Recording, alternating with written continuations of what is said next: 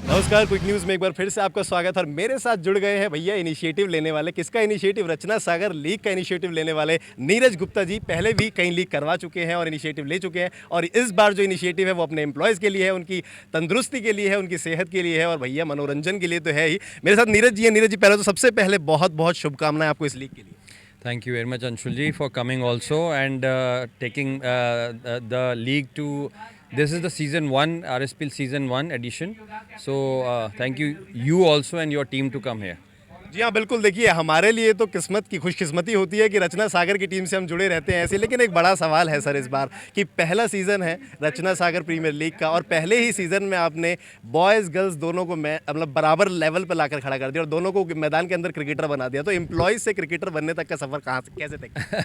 देखिए, एम्प्लॉयज़ जो है वो भी एक इंसान ही हैं। उनको मुझे लगता है कि कभी अपॉर्चुनिटी नहीं मिलती, खासकर लेडीज़ को, जो फीमेल्स हैं वो हाउस होल्ड में ज़्यादा बिजी रहती हैं। ऑफिस करने के बाद वो थोड़ा सा रिलैक्स कर सकें, ये सोचते हुए हम लगभग 10 दिन से प्रैक्टिस कर रहे हैं। शाम को ऑफिस करते हैं, 4 बजे के बाद फिर प्रैक्टिस करते हैं। तो स्पेशली गर्ल्स के लिए एक अपॉर्चुनिटी थी। मुझे लगा कि उनको भी शायद थोड़ा सा फिट रहना बहुत ज़रूरी है, और इस बहाने वो अपना कुछ कैलिबर दिखा सकती है ऑफिस के बाहर भी। तो that was the thought about it. क्या पीछे इसकी रीज़न रहा? रचना सागर की कैसे शुरुआत करी आपने? कैसे आपके दिमाग में आया कि नहीं, एक लीग से हटके हमें रचना सागर प्रीमियर लीग शुरू करनी चाहिए जो अपनी इन हाउस हो? देखिए, आपको पता ही है अंशुल जी, 4-5 साल से आप मेरे साथ जुड़े हुए हैं। आपने पीसीएल बड़े अच्छे से कवर किया था। It was a very huge event. तो मुझे लगा कि रचना सागर के स्टाफ के लिए, जो लगभग हम 400-500 लोग हैं, उसमें डिफरेंट तरीके से अपॉर्चुनिटीज़ उनको मिलती रहें।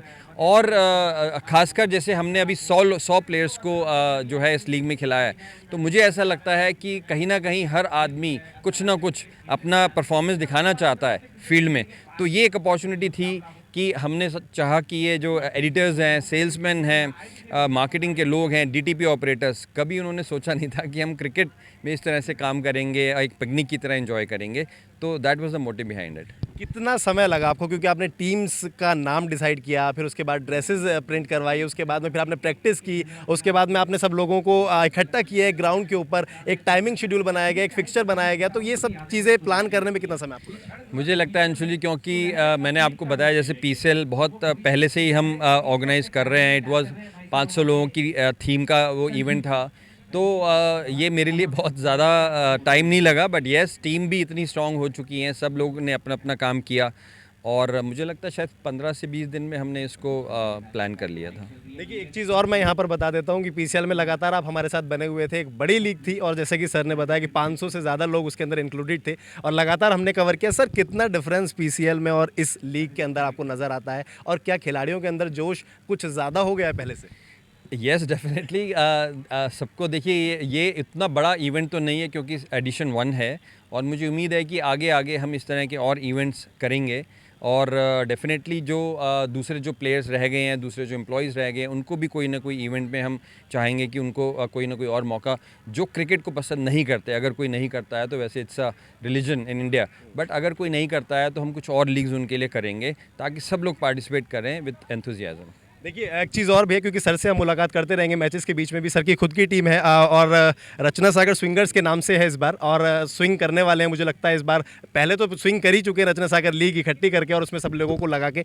सर, क्योंकि आप सीनियर भी हैं और स्विंगर हैं, तो मैं चाहूँगा कि एक स्विंगर वाला मैसेज जो है वो अपनी टीम को दे दें और इस लीग के लोगों को दे दें। देखिए, रचना सागर स्विंगर्स हो या रेडर्स हो या योद्धास हो, सारी रचना सागर की ही टीम्स हैं।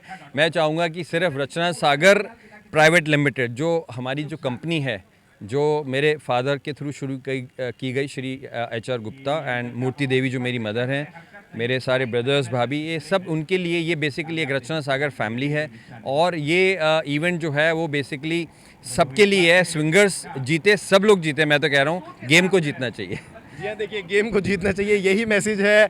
और ये समझ लीजिए आप कि अगर आपने गेम को जीत लिया तो फिर आपने दिल भी जीत लिया और आपने ग्राउंड भी जीत लिया। तो इस बात को मानकर चलिएगा, और रचना सागर क्रिकेट लीग में ऐसे ही मेरे साथ बने रहिएगा, क्योंकि बहुत कुछ देखना अभी बाकी है। सबसे बड़ी बात है, नीरज